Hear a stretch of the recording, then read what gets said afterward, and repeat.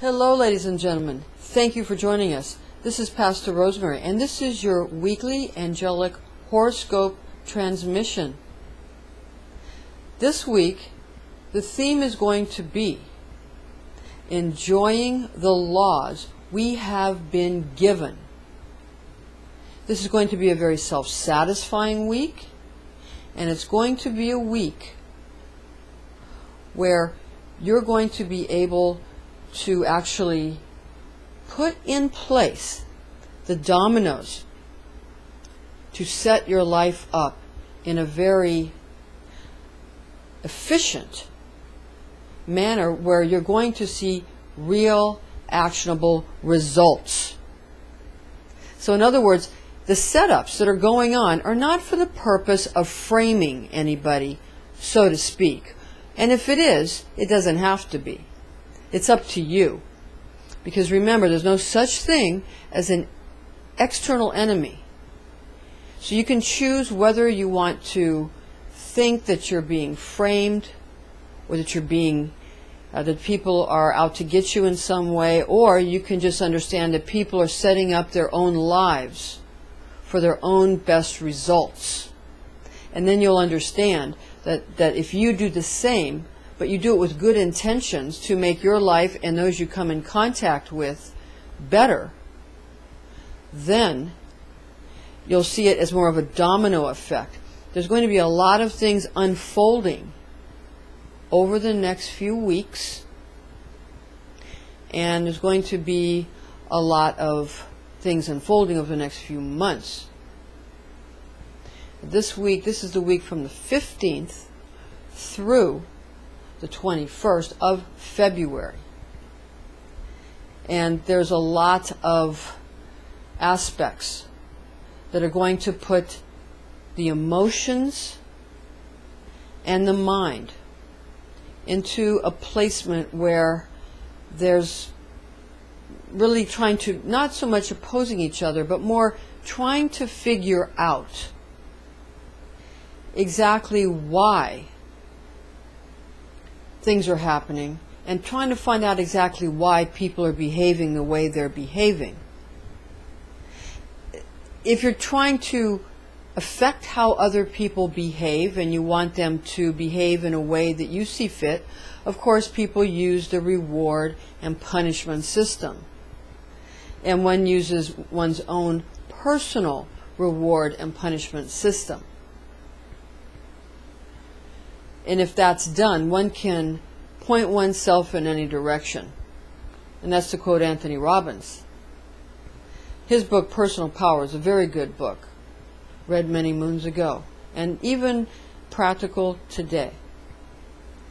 So, what you want to understand is that this week, people are going to attempt to humiliate people they are in love with and want relationships with of some kind.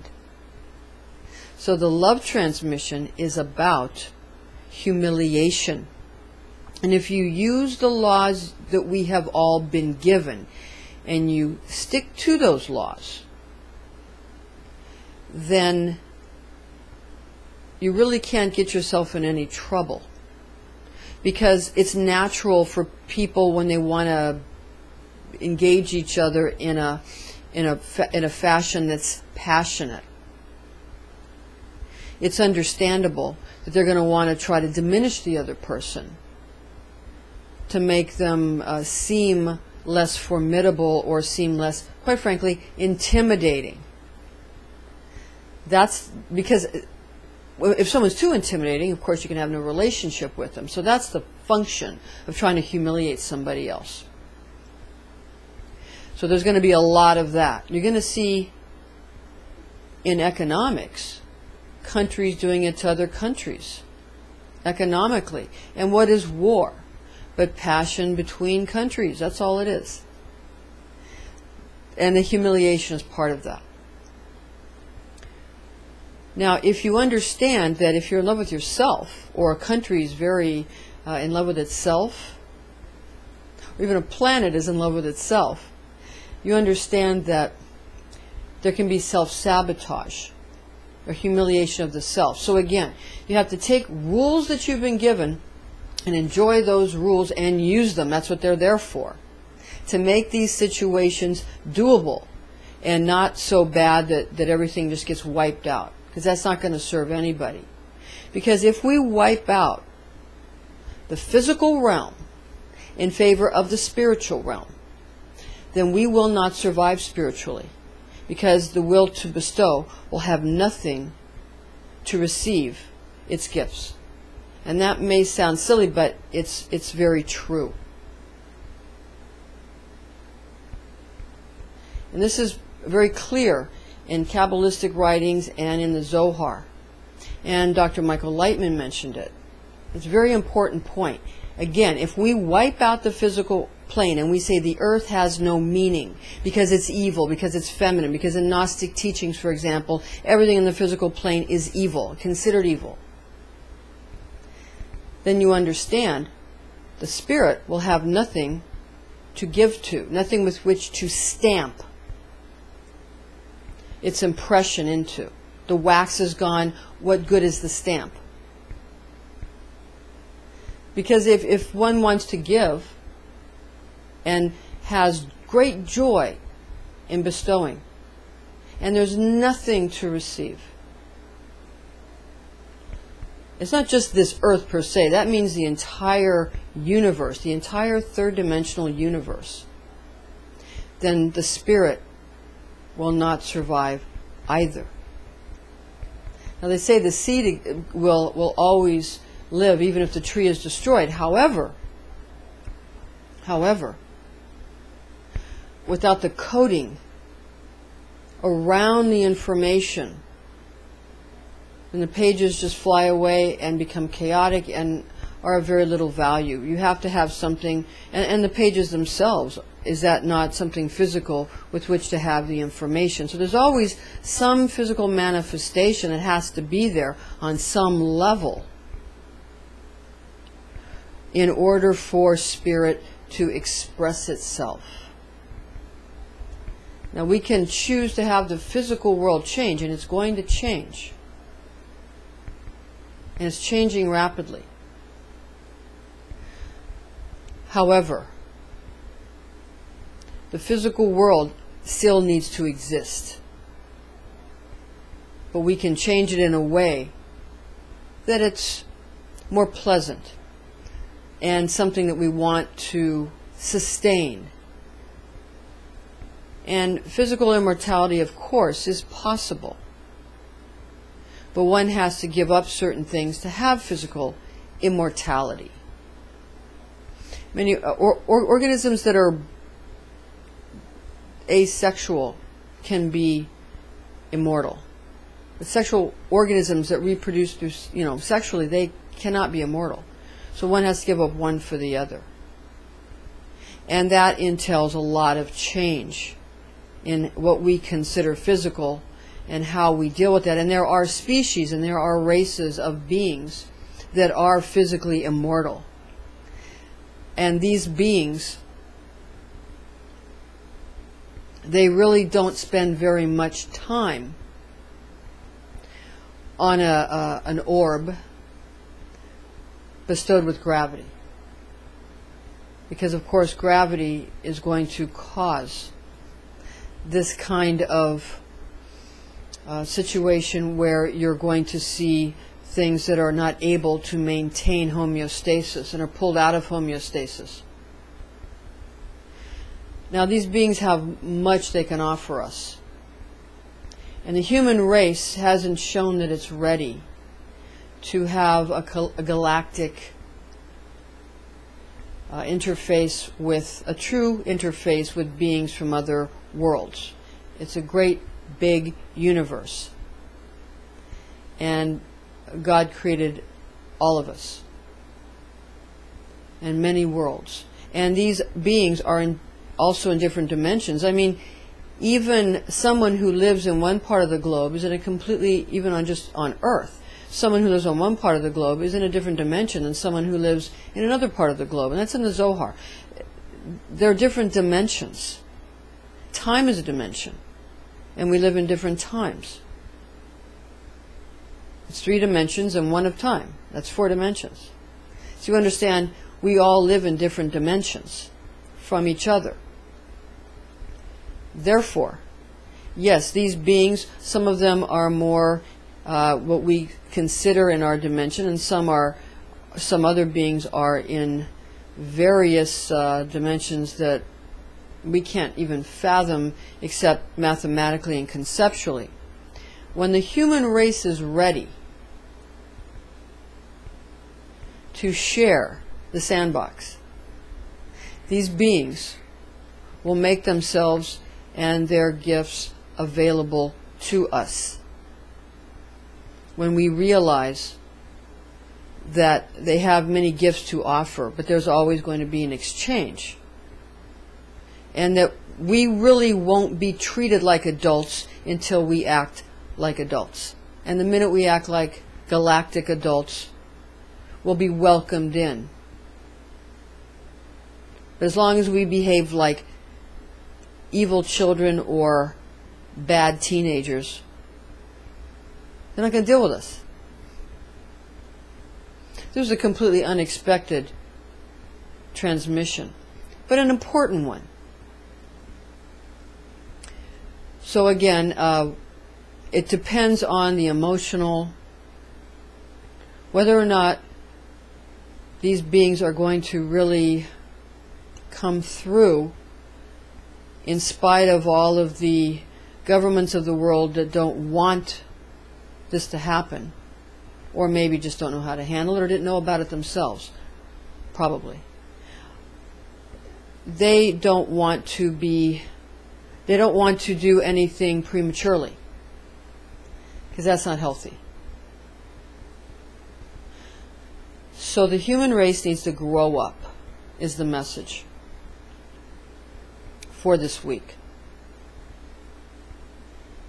And as soon as we do that, wondrous technologies will be granted to us. So if you want to wake up to a new world tomorrow, make your world right now, today better, take responsibility, tell the truth, and just do what you've been put here to do. And if you don't know what you've been put here to do, yes you do, you're already doing it. So just do it well. And do it at your best at the moment. And when these things come at you, these kind of ideas, simply don't become frightened. Simply understand that if you keep your composure, then all is well.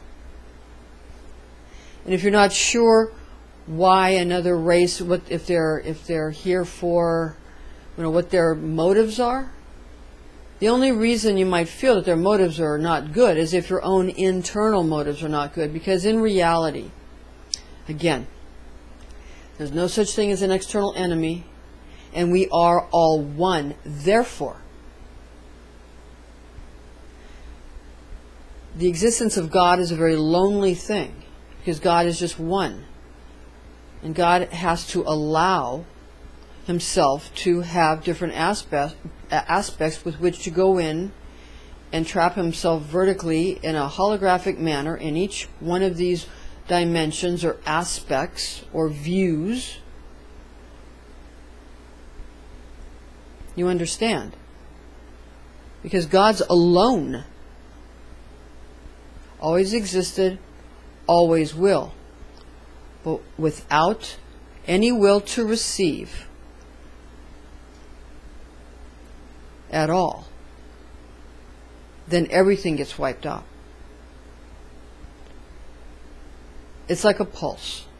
Doesn't mean it wouldn't come back. But that's not really what any of us want. So this week, let's try to remember that do as I say and not as I do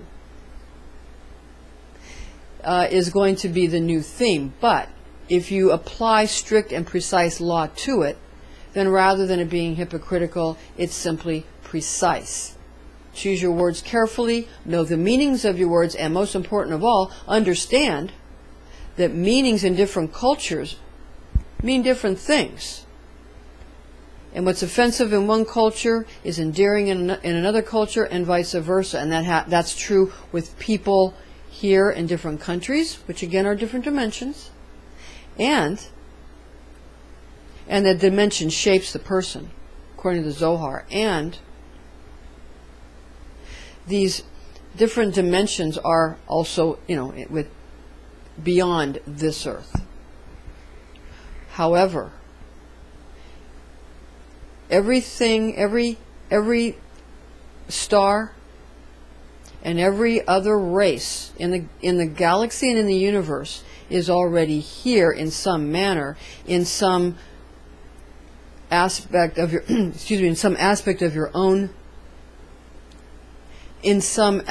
of your own DNA. Because God's aspect, the God gene, has to be in everything or it couldn't exist. It just expresses differently. And it reacts differently with different genetics.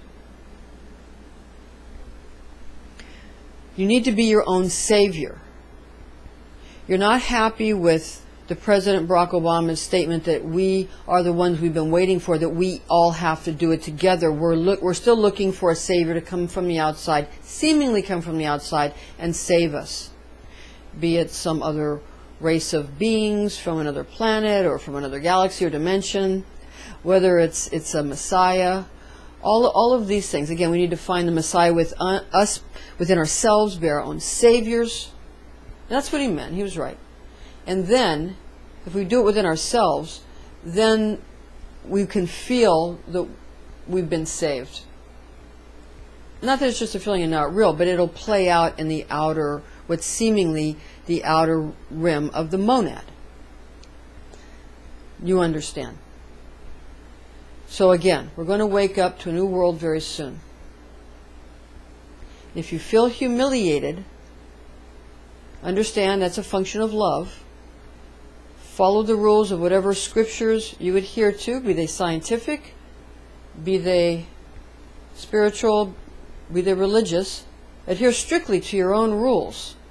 It's not your job to correct other people. It's your job to correct yourself.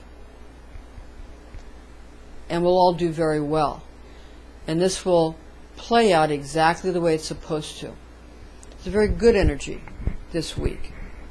It's building up to something important over the next few weeks and months, so stay tuned. Now, just for the little aspect and angelic facets of your afterglow, from the 15th to the 21st, that's Saturday through Sunday, February. Sunday the 15th, we have the moon sextile Neptune. And that's Jibrail canoodling with Azrael.